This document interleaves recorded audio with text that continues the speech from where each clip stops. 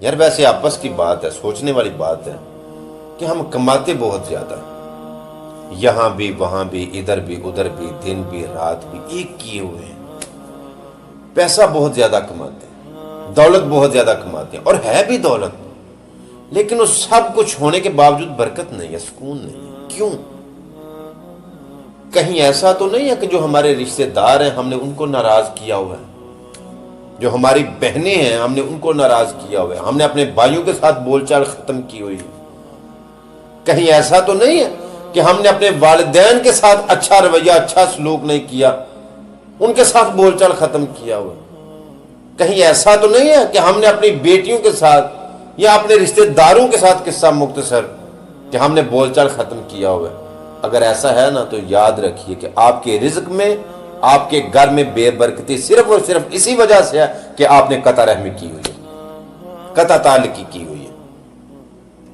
میرے حضور صلی اللہ علیہ وسلم نے فرمایا کہ جو بندہ صلہ رحمی کرتا ہے، اپنے رشتہ داروں کو اپنے دوستوں کو جوڑ کے رکھتا ہے، صلہ رحمی کرتا ہے، فرمایا اللہ تعالیٰ اس کی عمر میں اور اس کے رزق میں برکت عطا فرما دیتا ہے۔ اور کیا چاہیے؟ ان کی زبان سے لفظ نکلے ہیں کہ جن کی زبان سے رب بولتا ہے، فرماتے ہیں کہ رب اس کی عمر میں رزق میں برکتیں عطا فرما۔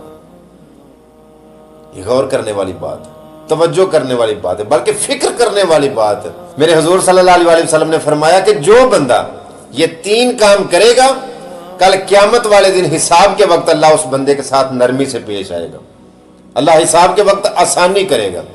صحابہ نے عرض کی، یا رسول اللہ صلی اللہ علیہ وسلم وہ کون سے 3 کام ہیں؟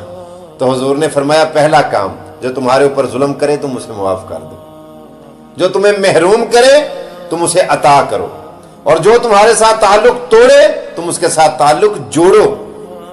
توجہ فرمائیے، اللہ آپ کو جزائے خیر عطا فرمائے۔ حضور بیٹھے ہوئے تھے صحابہ کے جھرمٹ میں، یوں بیٹھے ہوئے تھے یاروں میں جیسے چاند چمکتا ہے نا ستاروں میں، یوں تشریف فرما تھے۔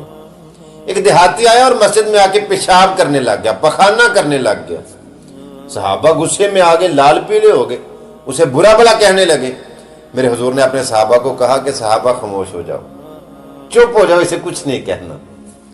جب وہ بندہ پیشاب کر کے فارغ ہو گیا نا تو میرے حضور نے اپنے صحابہ سے کہا کہ صحابہ اس گند کو اٹھا کے مسجد سے باہر پھینک دو، اور پانی منگوایا، فرمایا پانی سے اس جگہ کو صاف کر دو، اور اس بندے کو مخاطب کر کے کہا کہ مسجد اللہ کا گھر ہوتی ہے، یہاں عبادت کی جاتی ہے، یہاں اللہ اللہ کی جاتی ہے، یہاں گندگی نہیں پھیلاتی، یہاں بدبو نہیں پھیلاتی، وغیرہ وغیرہ۔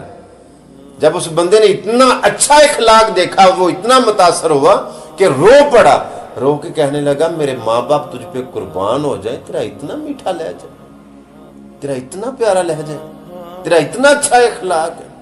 اور میرے بھائیو ذرا توجہ کرو، ہم کس نبی کا کلمہ پڑھتے ہیں؟